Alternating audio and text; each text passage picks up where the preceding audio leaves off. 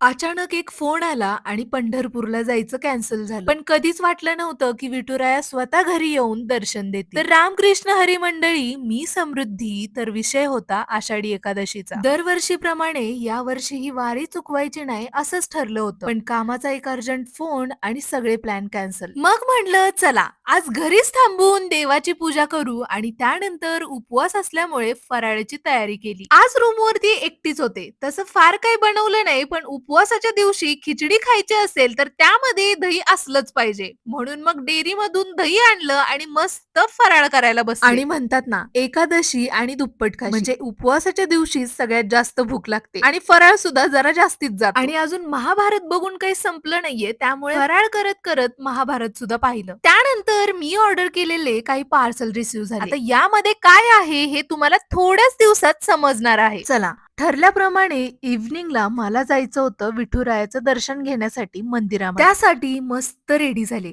आणि आजचं इव्हनिंगचं वातावरण तर एक नंबर झालं होतं. आज माझ्यासोबत मंदिरामध्ये जायला तर कोणीच नव्हतं. मग 2 पायाचा रथ घेऊन मंदिरामध्ये पोहोचले तर इकडे प्रचंड गर्दी होती. तसं एवढ्या गर्दीमध्ये व्हिडिओ काढायला मला थोडं ऑकवर्ड वाटत होतं. पण थोडा कॉन्फिडन्स वाढवला आणि शूट करायचं ठरवलं. चला, आता इकडची भली मोठी दर्शन लाईन पाहून बाहेरूनच विठुरायाचं दर्शन घेतलं, पण काहीतरी चुकतंय असंच मनात वाटत होतं. पण आज दिवसभरातली सगळ्यात आवडणारी एक गोष्ट म्हणजे मंदिर परिसरामध्ये मोठ्या प्रमाणात लोक अन्नदान करत होते आणि ते बघून खरंच खूप छान वाटलं. त्यानंतर घरी येऊन बसतेच नाही तोपर्यंत रूममेटनी सुद्धा एंट्री घेतली आणि जवळपास 15 दिवसांनंतर आम्ही भेटत होतो, तर आमच्या दोघींना वेगळाच आनंद झाला होता. आता चला, विठुरायाने घरी येऊन दर्शन दिलं असं का बोलले, तर त्याचं उत्तर ही सुंदर पेंटिंग. मंदिरामध्ये प्रचंड गर्दी असल्यामुळे बाहेरूनच दर्शन घेतलं, पण या पेंटिंग कडे बघून खरंच असं वाटलं की आषाढी एकादशीच्या दिवशी विठुरायाचं साक्षात दर्शन झालं.